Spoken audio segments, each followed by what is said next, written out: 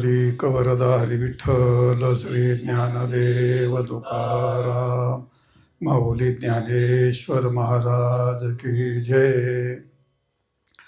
आणि ग्रंथोपजे विशेष लोकीये दृष्टादृष्ट विजय होवावे जी. अशी ही मला वाटतं ही 8वी ओवी असेल ना, नाही का 9वी ओवी असेल ही, नाही 8वी ओवी. ही 8वी ओवी आहे. आणि या ठिकाणी ज्ञानेश्वर महाराजांनी आता जे मागायचं आहे ते पसायदानातलं शेवटचं मागणं मागितलेलं आहे. तर या ठिकाणी ही 9वी मागणी आहे, नाही 10वी मागणी असं नाही. तर एकूण तात्पर्य कालच्या याच्यामध्ये आपण पाहिलं. काय कालची ओवी काय होती ते, तर भजिजो आदिपुरुषी अखंडित. तर अखंडित आदिपुरुषाचे अखंडित भजन कसं केलं जातं त्याचं चिंतन केलं. आणि पाठीमागचं काय होतं ते,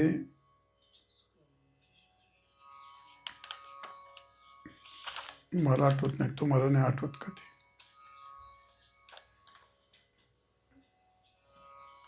किंबहुना सर्व सुखी पूर्ण होऊन तेही लोके भजे जो आदिपुरुषी अखंडित. तर किंबहुना सर्व सुखी, सुख विषय सुख, इह लोकीतलं सुख, पारलौकिक सुख, काय विहित विषयजन्य सुख, निषिद्ध विषयजन्य सुख, आणि पारलौकिकमध्ये सुद्धा 2 प्रकार केले. असं विषय सुख एक सांगितलं. नंतर काय दुसरं कोणतं सुख सांगितलं, तर म्हणजे सुखात 2 प्रकार केले. म्हणजे एक व्यावहारिक सुख आणि एक पारमार्थिक भक्ती सुख आणि ब्रह्मसुख. आणि शेवटी ब्रह्मसुख हे सर्व सुख आहे. मग किंबहुना सर्व सुखे पूर्ण होऊन तिन्ही लोकांनी या सुखाने संपन्न होऊन परिपूर्ण होऊन त्यांनी आदिपुरुषाचं भजन अखंडित करावं, असा कालचा विषय आहे. आता आजचा विषय असा आहे, तर आणि ग्रंथ उपजवे विशेष लोकीये आणि दृष्टादृष्ट विजय होवावे जे. तर या पसायदानाची सुरुवात झाली आहे आता या शब्दाने. आणि या शब्दाने काय झालं, इथं उपसंहार झाला. आरंभ आता आणि उपसंहार या ठिकाणी आणि या शब्दाने या ठिकाणी केला. तर ग्रंथोपजे आणि विशेष या लोकामध्ये दृष्ट आणि अदृष्ट याविषयी सर्वजण विजयी होत. याचा अर्थ दृष्टफल आणि अदृष्टफल त्यांना प्राप्त हो. पण कोणाला, जे ग्रंथोपजीव आहेत, ज्यांनी आपलं जीवन हे ग्रंथाला उपजीव्य मानलेलं आहे, असं ते त्यांना या ठिकाणी दृष्ट आणि अदृष्ट फल प्राप्त होऊन त्या ठिकाणी परिपूर्ण होत, असा सरळ या शब्दाचा अर्थ आहे. तर तात्पर्य आहे, पसायदाना जेवढं काही सांगितलेलं आहे त्या सर्व याच्यामध्ये काल आपल्याला सांगितले काय काय मागण्या केल्यात त्या.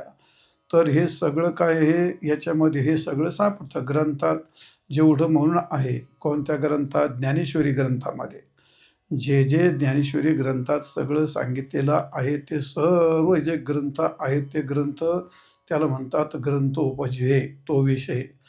आणि मग विशेषतः या ग्रंथात अनुसरून जीवन व्यतीत करणारे जे आहेत, तर त्यांच्याकरता दृष्ट आणि अदृष्ट विजयात ते विजयी व्हावेत असं ज्ञानेश्वर महाराजांनी आपल्या गुरु महाराजाकडं शेवटचं या ठिकाणी मागणं मागितलं म्हणा, किंवा सदिच्छा प्रगट केली म्हणा. तर पहिली गोष्ट ग्रंथ आणि उपजीवे या 2 शब्दाचा अर्थ महत्त्वाचा आहे.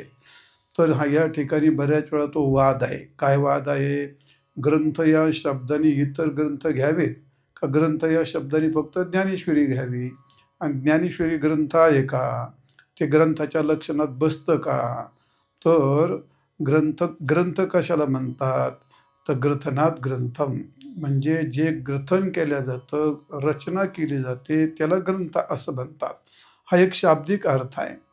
पण शास्त्रामध्ये म्हणजे त्या लक्षण ग्रंथामध्ये असं लक्षण केलं आहे या ठिकाणी, तर असं अलौकिक एक प्रयोजन उद्देशे प्रवृत्त वाक्य समुदाय हा ग्रंथ हा म्हणजे अलौकिक आणि एक प्रयोजनाच्या उद्देशाने जो ग्रंथ केला जातो त्याला काय त्याकरता प्रवृत्त झालेले जे वाक्य समुदाय असतो त्याला ग्रंथ असं म्हणतात. उदाहरणार्थ काय, कपिलस्य कनादस्य गौतमस्य पतंजले व्यासस्य जैमिनिश्चापे शास्त्रान्यावोषधे वै. तर ज्या कालात कपिल महामुनी शास्त्र लिहिलं म्हणजे ग्रंथ लिहिला. कोणता तो? सांख्य. कनादाने काय कनादशास्त्र लिहिलं म्हणजे ते सांख्याचं सांगण्याकरता लिहिलं. आणि गौतमाने न्यायशास्त्र लिहिलं. पतंजलीने योगशास्त्र लिहिलं. आणि व्यासाने ब्रह्मप्राप्तीकरता ज्ञानशास्त्र म्हणजे ब्रह्मविद्या सांगितली. जैमिनीने काय सांगितलं? कर्मशास्त्र. म्हणजे प्रत्येक शास्त्राने एक एक उद्देश डोळ्यापुढे ठेवून त्या ग्रंथाची रचना केली. एक प्रयोजन उद्देश आहे. प्रत्येकाने एक एक प्रयोजन डोळ्यापुढे ठेवलं आणि त्या उद्देशाने त्या ग्रंथाची रचना केली आहे. पण कोणतं? ते अलौकिक प्रयोजन. म्हणजे लौकिकातलं घर प्रपंचातलं नाही तर अलौकिक पारमार्थिक प्रयोजन सिद्ध करण्याकरता त्या उद्देशाने जे ग्रंथाची रचना केली असते म्हणजे त्या वाक्याचा समुदाय असतो त्याला ग्रंथ असं म्हणतात. किंवा ग्रंथ दुसरं काय तो म्हणजे ग्रंथा तो अज्ञान ग्रंथेच्छेदनम कर्मणी समर्थानी सत्शास्त्र रत्नानी त्याला म्हणतात. थोडक्यात अज्ञान ग्रंथी छेदन करण्याचं सामर्थ्य ज्याच्यामध्ये असतं त्याला म्हणतात शास्त्र. अज्ञान ग्रंथी छेदन कर्मणी सामर्थ्य. कोणत्याही ग्रंथामध्ये लौकिक पुस्तकामध्ये अज्ञान ग्रंथी छेदन करण्याचं सामर्थ्य त्यांच्यामध्ये नसतं. अनेक कादंबरी असतात, इतिहासाचे पुस्तकं असतात. आता अलीकडे तर काही विशेष नाही, कोणी कशाचे आत्मचरित्र लिहितं, अनेक प्रकारचे ग्रंथ असतात. ते तुमच्या अज्ञान ग्रंथीचं छेदन करत नाहीत. जे ग्रंथ अज्ञान ग्रंथीचं छेदन करतात त्यालाच ग्रंथ असं म्हणतात. आणि म्हणून अज्ञान ग्रंथी छेदन करणं हा मुख्य प्रयोजन असतं या ठिकाणी. असे हे काय केले? ते ग्रंथाचे 2 लक्षणं केली. तर ज्ञानेश्वर महाराजांचा उद्देश एक म्हणजे थोडक्यात आपण त्याला प्रयोजन जे आहे ज्ञानेश्वर महाराजांचं ते अलौकिकच प्रयोजनाच्या उद्देशाने ज्ञानेश्वर महाराजांनी वाक्यरचना केली आहे. या वाक्याचा समुदाय आहे. काय अलौकिक? तर या ठिकाणी भगवत प्राप्ती किंवा मोक्ष प्राप्ती हा त्यातला एक अलौकिक उद्देश माऊलींनी डोळ्यापुढे ठेवला आहे. किंवा अज्ञान ग्रंथी असतात, अज्ञान ग्रंथीचे छेदन करणं हे ज्ञानेश्वरीमध्ये सामर्थ्य आहे. त्यामुळे दोन्ही लक्षणामध्ये ज्ञानेश्वरी हा ग्रंथ बसतो. किंवा असं माऊलीनेच असं म्हणलंय, हागा वोसनतयाच्या ग्रंथी काय तुटती संसार गुंती. वोसनतया म्हणजे जे बरळणे ज्याला म्हणतात, उगाचच काही लिहिणं टलटलन हिंगाला भेट त्याला म्हणतात, तसं जर लिहिणं त्याने संसाराच्या गुंती तुटतील काय? त्याने तर नाही तुटणार. आणि म्हणून ग्रंथ तर ज्ञानेश्वर महाराजांनी ज्ञानेश्वरीला ग्रंथ म्हटलंय, गीतेला पण ग्रंथ म्हटलंय आणि अनेक पण ग्रंथ आहेत. बाप बाप ग्रंथ गीता जो वेदी प्रतिपाद्य देवता तो श्रीकृष्ण वक्ता हा जे ग्रंथी म्हणजे भगवान प्रत्यक्ष भगवंताच्या मुखारविंदातून ही श्रवलेली ही भगवद्गीता हा मुख्य ग्रंथ आहे. म्हणून त्याला बाप म्हणलं. बाप बाप ग्रंथ गीता. आणि भगवान कृष्ण प्रत्यक्ष वक्ता असल्यामुळे गीतेला पण ग्रंथ म्हटलेलं आहे. आणि यात त्या 2 लक्षणात बसतं. अज्ञान ग्रंथी छेदन करण्याचं सामर्थ्य गीतेमध्ये आहे की अलौकिक प्रयोजन प्राप्त करून याचा उद्देश ती वाक्यरचना गीतेमध्ये आहे. म्हणून गीता पण काय आहे? ग्रंथच आहे. आयशे श्री निवृत्तीनाथांचे गौरव आहे जी साचे ग्रंथ नव्हे हे कृपेचे वैभव ती. ज्ञानेश्वर महाराजांनी आपल्या गुरु महाराजांच्याबद्दल गौरव उद्गार काढत असताना ही माझी ज्ञानेश्वरी ग्रंथच नाही तर केवळ माझ्या श्रीगुरूंच्या कृपेचं वैभव आहे. म्हणजे हे आता ते गुरूंचं वर्णन करण्यामध्ये त्यांनी तसं म्हटलं, पण ज्ञानेश्वरी काय आहे? ग्रंथच आहे असा प्रकार आहे. किंवा नामदेव महाराज म्हणे, नामा म्हणे ग्रंथ श्रेष्ठ ज्ञानदेवी आणि एकतरी ओवे अनुभवावी. ग्रंथ नामदेव महाराजांनी ज्ञानेश्वरीला ग्रंथ असं म्हटलेलं आहे. किंवा नाथ महाराजांनी पण असं म्हटलंय काय, ग्रंथ श्रेष्ठ ज्ञान देवी आणि अनुभव दावी भाविका असं म्हणलंय. जनाबाई नसले वाचावी ज्ञानेश्वरी मागावी मधुकरी. ज्ञानेश्वरीला ग्रंथ म्हटलंय, इतर संतांनी म्हटलंय, ज्ञानेश्वर महाराजांनी पण लक्षणात बसेल असं ज्ञानेश्वरीला ग्रंथ या ठिकाणी ग्रंथत्व दिलेलं आहे, असं तात्पर्य. मग असं ज्ञानेश्वरी आणि गीता यांना ग्रंथत्व सिद्ध होतं, म्हणून ज्ञानेश्वरी ग्रंथ या ठिकाणी ग्रंथ उपजिये. तर या ठिकाणी ज्ञानेश्वरीच ग्रंथ घ्यायचा आहे का दुसरे ग्रंथ घ्यायचे? तर एकूण शास्त्रामध्ये 18 ग्रंथ प्रमुख सांगितलेले आहेत. 8 प्रकारचे वेद, 4 वेद आणि 4 उपवेद आणि 12 शास्त्र.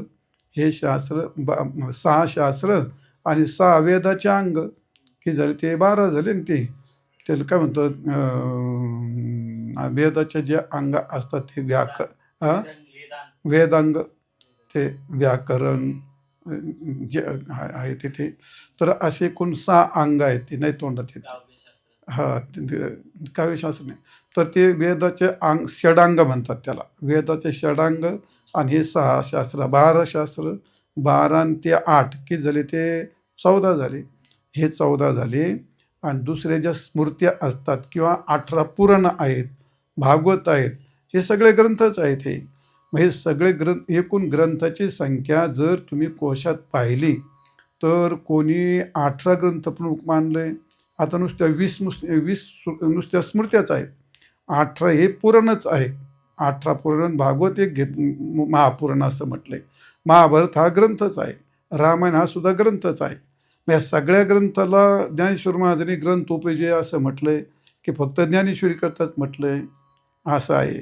तर काही लोकांचं म्हणणं आहे, हे सगळे ग्रंथ घ्यावेत आणि ते सगळे ग्रंथ जर घेतले तर ज्ञानेश्वर महाराजांना व्यापक दृष्टिकोन सिद्ध होतो. मग त्यांच्याकडे संकुचित असा दोष येणार नाही.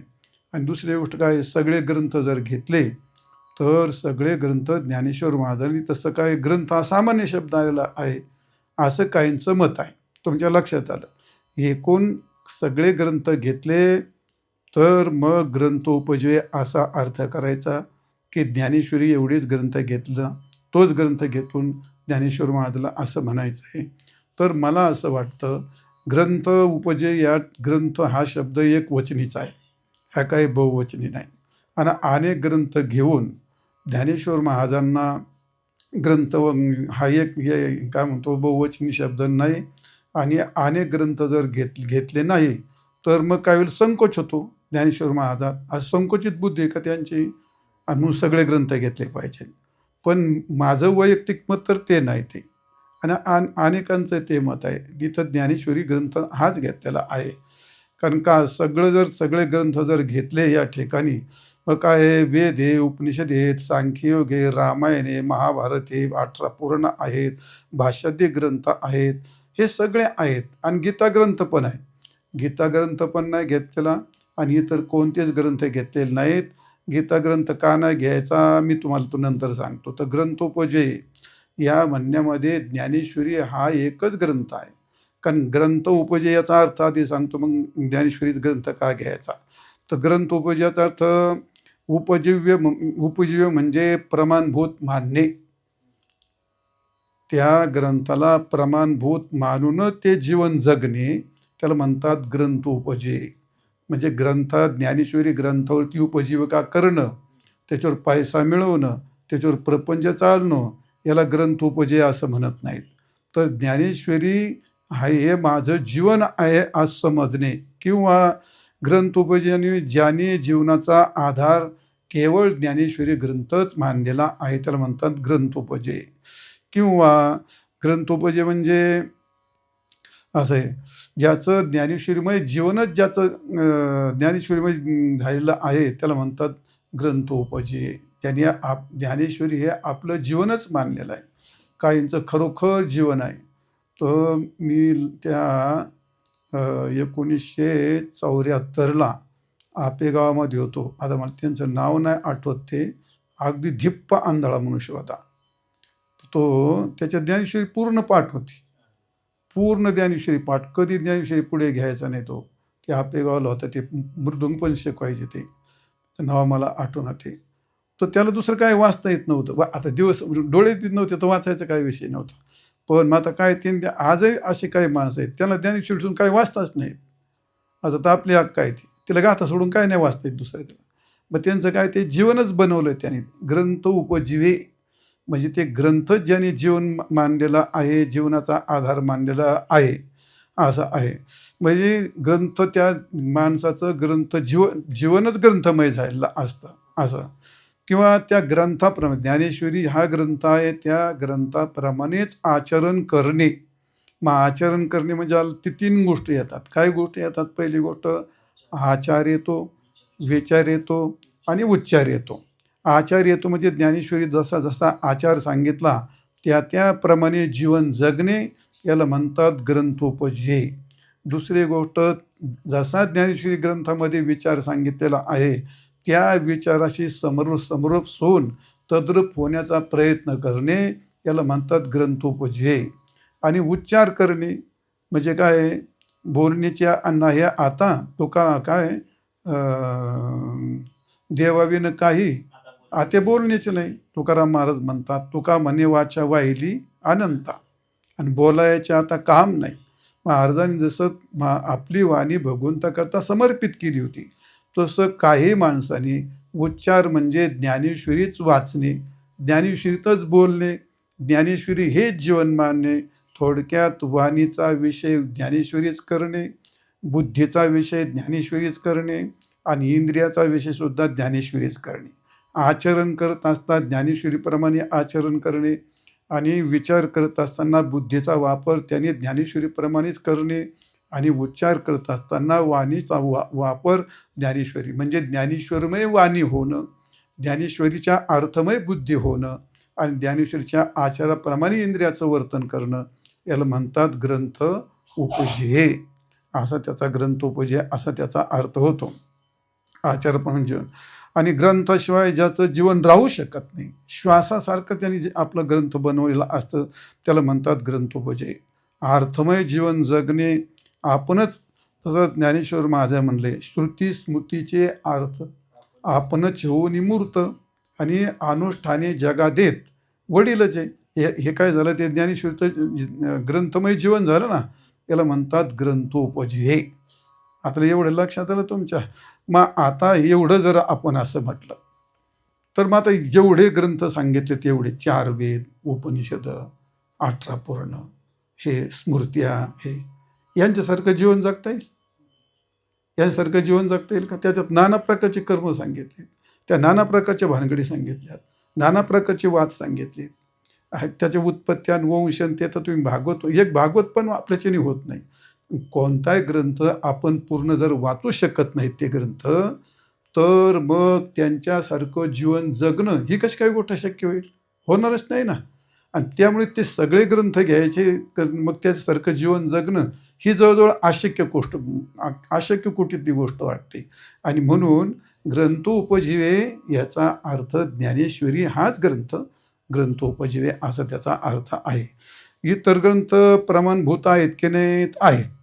दुसरी अडचण अशी आहे, सगळे ग्रंथ आहेत, 18 पुराण आहेत, हे सगळे संस्कृत आहेत, रामायण हे सगळे संस्कृत आहे, भागवत हे सगळे संस्कृत आहे, वेद हे संस्कृत आहे, गीता हे पण संस्कृत आहे, प्राकृत कोणतं आहे ते? सगळे संस्कृत ग्रंथ आहेत. मग यातला संस्कृतमधलं जर सचलर समाजाला कळत नाही तर ते वाचायचं आणि तद्रूप जीवन बनायचं आणि तसं वर्तन करायचं, गोष्ट शक्य आहे का? ती गोष्ट शक्यच नाही. त्यामुळे ते इतर ग्रंथ घ्यावेत. ज्ञानेश्वर महाराजाला संकोचित करायचं नाही म्हणून इतर ग्रंथ घ्यावेत, तर त्या अर्थाला ना अनुभवाला कुठं जुळतं ते. त्यामुळे ग्रंथ उपजीवे याचा अर्थ ज्ञानेश्वरी ग्रंथच फक्त ग्रंथोपजीवे, एक कल्पना तुम्हाला सांगितली. बरं, गीता ग्रंथ तो पण संस्कृतमध्येच आहे का नाही? मग तो पण संस्कृतमध्येच आहे. आणि गीताच ग्रंथ जर घ्यायचा असेल तर मग ज्ञानेश्वरी कशाला लिहिली? हा प्रश्न आहे ना. गीता ग्रंथ जर तुम्हाला घ्यायचं तर ज्ञानेश्वरी कशाला लिहिली? मग ज्ञानेश्वरी लिहिली याचा अर्थच गीता घेण्याची गरज नाही. आणि दुसरी एक संकल्पना अशी सांगता येईल आपल्याला, जर माती घेतली, आपलं घट घेतला, मातीला बाजूला ठेवता येतं का? पट घेतला, तंतूला बाजूला ठेवता येतं का? अलंकार घेतला, सोन्याला बाजूला ठेवता येतं का? नाही. मग गीता अलंकार नामज्ञानेश्वरी, ज्ञानेश्वरी हे का गीतेचा अलंकारच येतो? अलंकारच आहे. मग आता ज्ञानेश्वरी पट घेतल्यानंतर त्यात तंतू आलेच ना, घट घेतल्यानंतर त्यात मृत्तिका आलीच ना, अलंकार घेतल्यानंतर त्यात सोनं आलंच ना. मग ज्ञानेश्वरी घेतल्यानंतर गीता राहिली कुठे बाजूला? त्यामुळे गीता ग्रंथ घ्यायची काय आवश्यकता आहे? ज्ञानेश्वरी हाच ग्रंथ, ग्रंथ उपजय याचा अर्थ ज्ञानेश्वरी हाच ग्रंथ. दुसरी कल्पना अजून एक अशी आहे, ज्ञानेश्वरीच का घ्यावी याचा विचार. ज्ञानेश्वरी ही परिपूर्ण अर्थाने आहे आणि पसायदान जे लिहिलं ते इतर ग्रंथाचं नाही लिहिलं, ज्ञानेश्वरीचं सार म्हणून पसायदान लिहिलं. ज्ञानेश्वरीचं सार म्हणून पसायदान लिहिलं. मग पसायदानात ज्ञानेश्वरीचे येईल का इतर ग्रंथ येतील? ते ज्ञानेश्वरीचे येईल ना. त्यामुळे इतर ग्रंथ घ्यायची काय गरज आहे? ग्रंथोपजी याचा अर्थ फक्त ज्ञानेश्वरी हेच योग्य आहे. इतर ग्रंथाचा संबंध कोणत्या आधाराने घेतला असा जर विचारलं, कोणता आधार आहे? इतर ग्रंथ घ्यावेत याच्याकरता आधार आहे काय? काहीच आधार नाही तुमच्याकडे. त्याला काही प्रमाण नाही, त्याला काही परंपरा नाही. मग इतर ग्रंथ का घ्यावेत? फक्त ज्ञानेश्वरी एवढा ग्रंथ येऊन ग्रंथोपजी याचा अर्थ ज्ञानेश्वर महाराजाला अपेक्षित आहे असं आमचं मत आहे. असं आहे. इतर ग्रंथ जर घेतले तर अजून काय अडचण येईल? जर इतर ग्रंथ घेतले तर ज्ञानेश्वरीला गौणत्व नाही यायचं का? ज्ञानेश्वरीला सामान्यत्व नाही यायचं का? सामान्यत्व येईल ना. इतरासारखं सगळं. एखाद्या स्टेजवर गेले, प्रमोद महाराजांचा सत्कार ठेवला, मोठा सत्कार ठेवला. मग त्यांच्याबरोबर अजून शंभर उभे केले, त्यांचा तेवढा सत्कार केला. आता सामान्य विशेष भाव राहिले त्याच्यात काय? सगळे सारखेच झाले. विशेष कुठं काय राहिलं? मग सगळे ग्रंथ जर घेतलं तर ज्ञानेश्वरी सामान्यतच घेईल ना. ज्ञानेश्वरीचे विशेष महत्त्व कुठं राहिलं? आणि त्यामुळे इतर ग्रंथ घ्यायचे कशा करता? त्याला कोणता आधार नाही, तशी काय परंपरा काही सांगितल्या जात नाही, किंवा ज्ञानेश्वरीचं महत्त्व कमी करायचं आहे आपल्याला, ती इतर ग्रंथ घ्यायचे, ज्ञानेश्वरीचं महत्त्व कमी करायचं आहे, यात काय साध्य साधणार आहेत? काही साध्य साधणार नाही. आणि मग इतर ग्रंथ घेतलेच पाहिजे असे काही आवश्यकता नाही. तिसरी गोष्ट असे, ज्ञानेश्वर माऊलींच्या पुढे बसलेले श्रोते आहेत, हे का नाही? त्यांच्या पुढे बसलेले श्रोते आहेत. कोण आहेत ते? ते रामायण महाभारत ऐकणारे आहेत का ज्ञानेश्वरी ऐकणारी आहेत? मग त्यांना सांगत येत ना. बरं, जे पसायदान मागतात ते कोणाकडे मागतात? आपल्या गुरुकडे. त्यांची गुरु माऊली त्यांच्या समोर बसलेले आणि त्यांच्या पुढे त्यांची एक सदिच्छा व्यक्त करतायत ना ते. त्यामुळे श्रोते जे बसलेले आहेत ते आणि भविष्यात जे ज्ञानेश्वरी वाचणार आहेत ते, त्यांच्याकरता पसायदान मागून घेतले ज्ञानेश्वर महाराजांनी. आणि त्यामुळे ज्ञानेश्वरीतले जे श्रोते आहेत किंवा भविष्यातले जे श्रोते आहेत ते या ठिकाणी काही सूत्रादी ग्रंथ वाचणारे श्रोते नाहीत. त्याकरता पसायदान ज्ञानेश्वरीचंच आहे, ज्ञानेश्वरींच्या श्रोत्याकरताच आहे. आणि भविष्यात जे ज्ञानेश्वरी वाचतील त्यांच्याकरता सांगितलंय की या असं सगळ्या जगाकरता माऊलींनी मागून घेतलेलं आहे. ते समोरच्या श्रोत्याला सांगतात ना, असा प्रकार आहे. आणि म्हणून या ठिकाणी अनेक ग्रंथ पाहणारे आहेत का ते, तर ज्यांच्याकरता ज्ञानेश्वरी सांगितली त्यांच्या उद्धाराकरता हे पसायदान आहे. आणि म्हणून समोरचे श्रोते आहेत त्यांच्याकरता सांगितले. वेद, पुराण, भाष्यादी ग्रंथ जे सिद्धांत आहेत, जेवढे म्हणून काही सिद्धांत आहेत, ज्ञानेश्वर महाराजांनी त्यातला एखादा सिद्धांत सोडलाय का? नाही. सगळा अर्थ आलाच की त्याच्यामध्ये. मग ते का घ्यायचे ते? जर सगळा सिद्धांत याच्यामध्ये आलेला आहे, सगळे भाष्याचे ग्रंथ जे आहेत त्याचा सगळा त्या ठिकाणी सिद्धांत, आचार आलाय, विचार आलाय, उच्चार आलाय, सिद्धांत सगळा आलाय, सगळं ज्ञानेश्वर जर आलं तर मग माऊली म्हणतात वेदमार्गे मुनी गेले त्याचे मार्गे चालेलो, बरं का, नकळेचे विषय अंधा आणि म्हणून उघड बोललो, चालता धनुर्धरा तरंकार हरिपलो आणि ज्ञानदेव निवृत्तीचा द्वैत सर्व निरसलो. आता काय सिद्धांत? एवढ्या एका वाक्यामध्ये ज्ञानेश्वर महाराजांनी सगळं ब्रह्मसूत्र सांगून टाकलं, द्वैत सर्व हरपलो असा प्रकारे. आणि भाष्यकारात ते वाट पुसतो.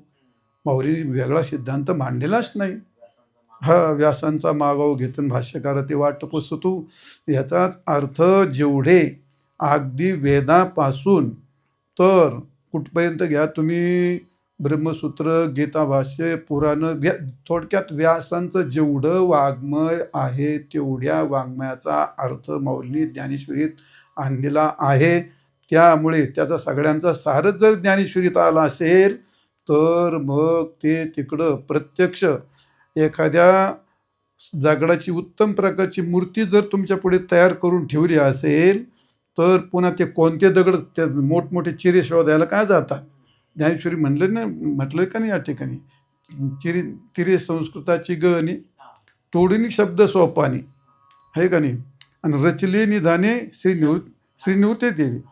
मग आता हे सगळं तोडून ताडून मूर्ती तयार करून जर आपल्या पुढे ठेवली तर मग पाठीमागचे हे मोठमोठे डोंगर शोधायला काय जायचे ते. आणि म्हणून ज्ञानेश्वरी हाच ग्रंथ घेतला पाहिजे, सगळे ग्रंथ असले तरी. म्हणजे ज्ञानेश्वरीत सगळे वेद सूत्रादी मला असं वाटतं माऊलींनी, आता ज्याला कळेल त्याला, माऊलींनी मला नाही वाटत कोणत्या ग्रंथाला ज्ञानेश्वरीत वंचित ठेवलं आहे असं. हे वेगळ्या वेगळ्या शब्दांनी येन केन प्रकाराने पुराणाचं म्हणा, उपनिषदाचं म्हणा, वेदाचं म्हणा, स्मृतीचं म्हणा, कोणत्या तरी रूपाने त्यांचे उल्लेख आलेत. नाही उल्लेख आले तर त्या प्रत्येकाचे सिद्धांत आलेत. आणि काय कोणते ग्रंथ झाले तर 3च गोष्टी असतात, कर्म, उपासना आणि ज्ञान. 3पेक्षा काय. ज्ञानेश्वरी त्रिकांडात्मक गीता आहे, ज्ञानेश्वरी तशी त्रिकांडात्मक आहे असा प्रकार आहे. आणि म्हणून सगळे प्रस्तांतराचा अर्थ या ठिकाणी माऊलीने घेतलेला 56 भाषेचा केला असा गौरव म्हणजे शिल्लकच काय राहिलं. सगळं ज्ञानेश्वरीत आलेलं आहे. म्हणून ज्ञानेश्वरीत सांख्य आलं, न्याय आलं, व्याकरण आली, भक्ती आली, वेदांत आलं, शिल्प आलं, कोकशास्त्र आलं. उलट ज्ञानेश्वरीत जेवढं आलं तेवढं एकत्र कोणत्याही ग्रंथामध्ये सापडणार नाही. कुठं लिहिलेलं मग ज्ञानेश्वर महाराजांनी सगळं लिहिले, व्याकरण सगळं, शिल्पशास्त्रकार वगैरे सगळं लिहिलं आहे, सगळं आलं या ठिकाणी. आणि म्हणून कोकशास्त्र पण आलंय, पाकशास्त्र पण आलंय, काय फार प्रचूर ग्रंथ आहे ज्ञानेश्वरी, सगळं याच्यामध्ये आलंय. आयुर्वेद आलेला आहे, सर्व शास्त्राचा समावेश या ज्ञानेश्वरी ग्रंथात असल्यामुळे येथे ग्रंथ शब्दाने ज्ञानेश्वरीच घ्यावी असे आमचे मत आहे. म्हणजे ज्ञानेश्वरीच घ्यावी, इतर ग्रंथ घेण्यात कोणत्याही प्रकारचा अर्थ नाही, त्याला काही पुरावा नाही. आणि ग्रंथ शब्द हा बहुवचनातही नाही, ग्रंथे म्हटलं असतं. आणि ग्रंथे उपजीवी बहुवचन ग्रंथे म्हटलं असतं ना, पण ग्रंथ म्हटलं ना. त्यामुळे हे काय, मग आता गीता ग्रंथ का नाही घ्यायचा ते तुम्हाला सांगितलं. तर गीता ग्रंथ त्यात आक्षिप्त असतं. आणि ज्ञानेश्वरी ही गीतेहून तुम्हाला वेगळी करता येत नाही. आणि मग जर आपण ज्ञानेश्वरी ही गीतेहून वेगळी असं मानलं तर मग तुम्ही ज्ञानेश्वरी वाचलीच नाही, आणि वाचली असली तर तुम्हाला समजलीच नाही. बहुतेक असं आहे, ज्ञानेश्वरी बरेच वाचतात पण सगळ्याला समजते असं नाही. आणि गीता तर कोणाला समजतच नाही. बहुतेक लोक, वारकरी लोक गीतेकडे जातच नाही, गीतेकडे जातच नाही. त्याचं व्याकरण, ती भानगड, ते काय, ते फार थोडे लोक ते. कारण का, त्यांना गीतेतलं सगळं ज्ञानेश्वरीमध्ये मिळतं, वेदातलं सगळं ज्ञानेश्वरीमध्ये मिळतं, सगळ्या ग्रंथातलं ज्ञानेश्वरीमध्ये मिळतं. म्हणून वारकरी संप्रदाय आणि मौली ज्ञानोबा जे भक्त आहेत ते ज्ञानेश्वरी सोडून इतर पाठीमागे कशाला जातील ते. म्हणून आणि ग्रंथोपजीवे या म्हणण्यामध्ये मौली ज्ञानोबा ज्ञानेश्वरी हाच ग्रंथ घेतलेला आहे असं आहे.